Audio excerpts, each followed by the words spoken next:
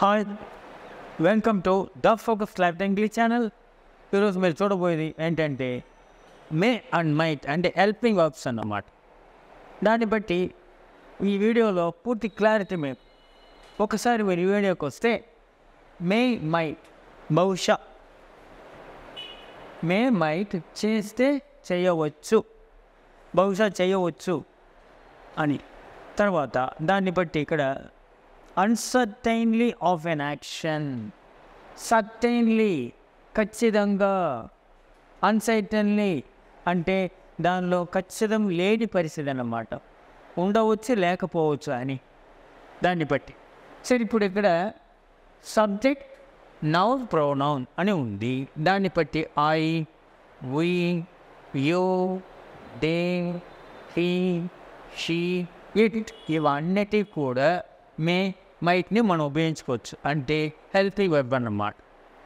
తర్వాత దాన్ని బట్టి ఇక్కడ యూజ్ అంటే to express the uncertainly of an action, situation.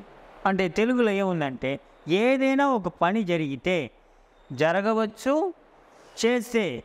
చేయవచ్చు అన్నటువంటి పరిస్థితిని బట్టి తెలియచేసినప్పుడు. తర్వాత నెక్స్ట్ ఏంటంటే ఇక్కడ other uses of May and might, ఇంకా కొన్ని విధాలుగా ఏ విధంగా ఉపయోగపడుతున్నాయి. సరే మే మైట్ దాన్ని బట్టి ఇక్కడ అన్సర్టైన్లీ ఒక పని జరిగితే జరగవచ్చు అని. రిక్వెస్టింగ్ సమ్ వన్ అంటే అభ్యర్థించడం అన్నమాట, అభ్యర్థించడం అన్నమాట. టేకింగ్ పర్మిషన్ అనుమతి కోరటం. గివింగ్ పర్మిషన్ అనుమతి ఇవ్వటం. పాసిబిలిటీ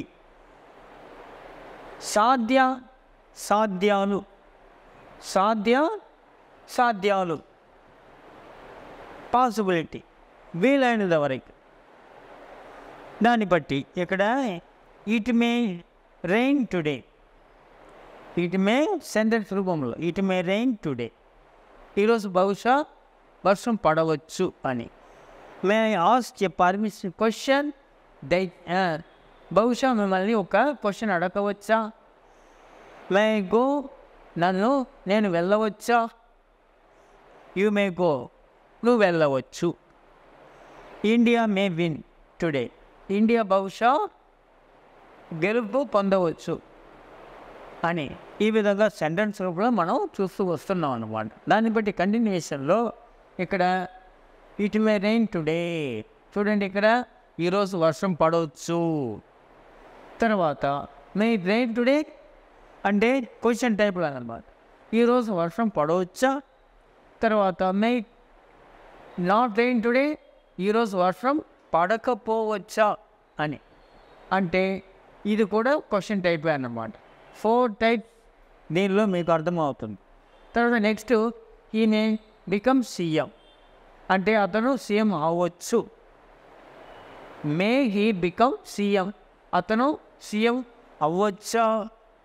తర్వాత ఈ మే నాట్ బికమ్ సీఎం, అతను సీఎం అవ్వకపోవచ్చు అని. తర్వాత మే హీ నాట్ బికమ్ సీఎం, అతను సీఎం అవ్వకపోవచ్చా అని క్వశ్చన్ టైప్ అనమాట. ఇక్కడ 4 టైప్స్. తర్వాత దాన్ని బట్టి ఇక్కడ షీ మే హెల్ప్, ఆమె సహాయం చేయవచ్చు. మే షీ హెల్ప్, ఆమె సహాయం చేయవచ్చా. తర్వాత షీ మే నాట్ హెల్ప్, ఆమె సహాయం చేయకపోవచ్చు అని. తర్వాత మే షీ నాట్ హెల్ప్, ఆమె సహాయం చేయకపోవచ్చా అని. చూడండి ఇక్కడ 4 టైప్స్లో ఉంది. నెక్స్ట్ కంటిన్యూషన్లో చూస్తే ఇక్కడ ఏముంది, ఐ మే ఆర్ మైట్ అని ఉంది. నేను చేస్తే చేయవచ్చు అని. తర్వాత వి మే మైట్ రెండింటినీ వాడుకోవచ్చు అన్నమాట. మేము చేస్తే చేయవచ్చు. యూ మే ఆర్ మైట్ నువ్వు చేస్తే చేయవచ్చు. దే మే మైట్ వారు చేస్తే చేయకపోవచ్చు.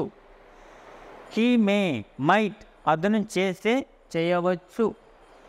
షీ మే మైట్ ఆమె చేస్తే చేయవచ్చు. ఇట్ మే మైట్ అది చేస్తే చేయవచ్చు అని. ఈ విధంగా సెంటెన్స్ రూపంలో మే మైట్ని ఉపయోగించి మనం తెలుసుకుంటున్నాం అన్నమాట. సరే, దాన్ని బట్టి నెగటివ్లో కూడా నెగటివ్ కాంట్రాక్షన్స్ అంటే ఇక్కడ మే ప్లస్ నాట్, మే ఇంట్, మైట్ ప్లస్ నాట్, మైట్ ఇంట్ అన్నమాట షార్ట్గా. మే ఇంట్, మైట్ ఇంట్ షార్ట్గా. తర్వాత నోట్ గమనిక ఎక్కడేముంది, might is used to express lesser possibility then may అని. దాన్ని బట్టి ఇప్పుడు మే మైట్ గురించి మీరు క్లియర్గా తెలుసుకున్నారు కనుక ఈ వీడియోలో పదే చూడండి, నేర్చుకోండి, ప్రాక్టీస్ చేయండి. అదేవిధంగా షేర్ చేయండి, కామెంట్ చేయండి. సపోజ్ ఇఫ్ నెసరీ అవసరమైతే దాన్ని బట్టి కంపల్సరీగా మీరు సబ్స్క్రైబ్ చేయడం మర్చిపోకండి. Thanks so much to watching our dot focus club the English channel.